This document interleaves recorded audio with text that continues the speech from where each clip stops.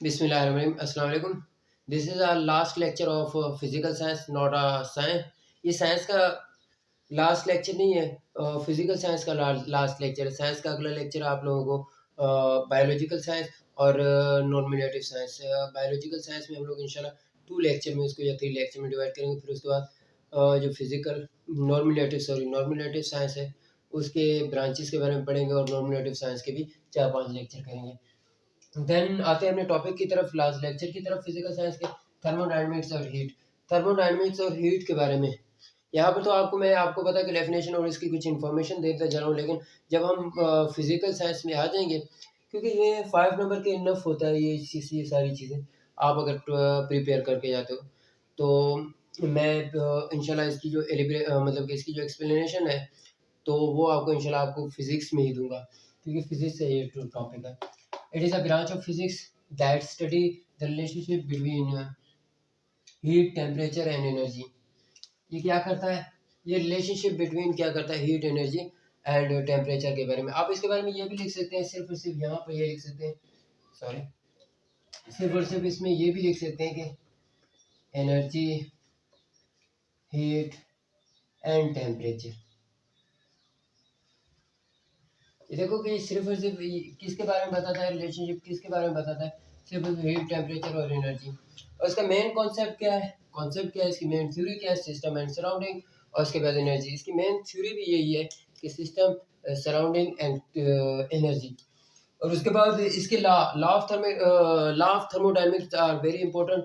और ये law of thermodynamics इंशाल्लाह मैं आप लोगों को फिजिक्स में ये अच्छे तरीके से कराऊंगा। जब फिजिक्स इंपॉर्टेंट टॉपिक करूंगा जो आपके एग्जाम में आते हैं वो करूंगा। पूरी फिजिक्स तो मैंने नहीं करवानी आप लोगों को, ना ही पूरी बायोलॉजी, ना ही पूरी केमिस्ट्री। मेन टॉपिक जो आपको बेनिफिट दे सकते हैं किसी भी कम्पिटिटिव एग्जाम के, किसी भी मुकाबले के इम्तिहान के लिए, या आपके 9th first year second year के एग्जाम के लिए। तो टाइम ज़ाया करते बगैर हम लोग इसकी तरफ बढ़ते हैं। Zeroth law.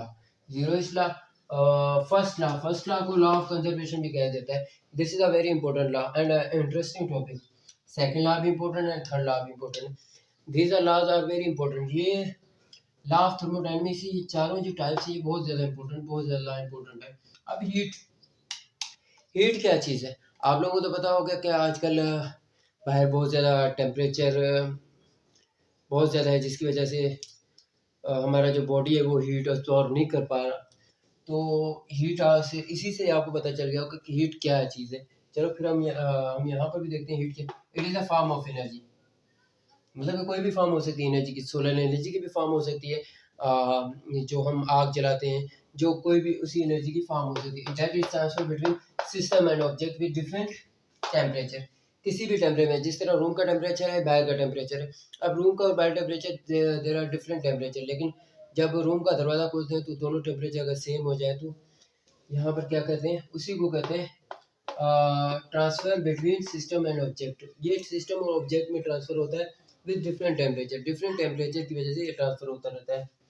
और टाइप्स ऑफ इसको इंशाल्लाह और भी ज़्यादा डिटेल में पढ़ें, क्योंकि ये भी इंपॉर्टेंट इंटरेस्टिंग है।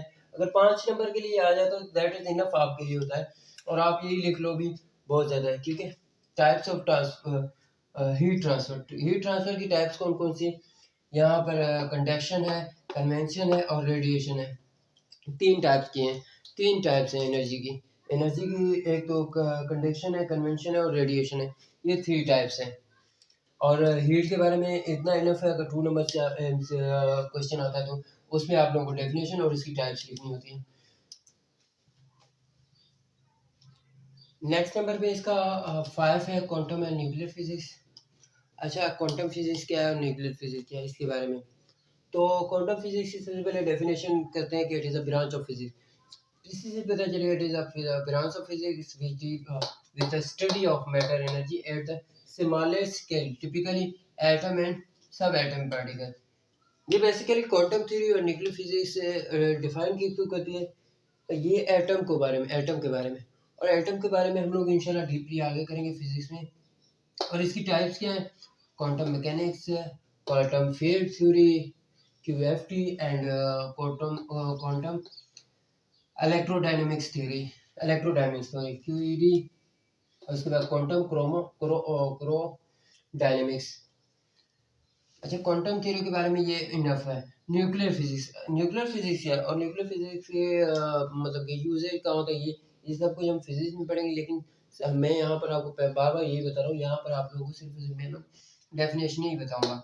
It is a branch of physics which that focus on the structure, behaviour and reaction of atom nuclear.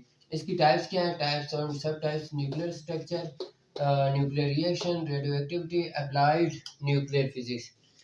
ये हो गया हमारा फिजिकल साइंस का एंड एंड नेक्स्ट हमारा क्या है? Biological science.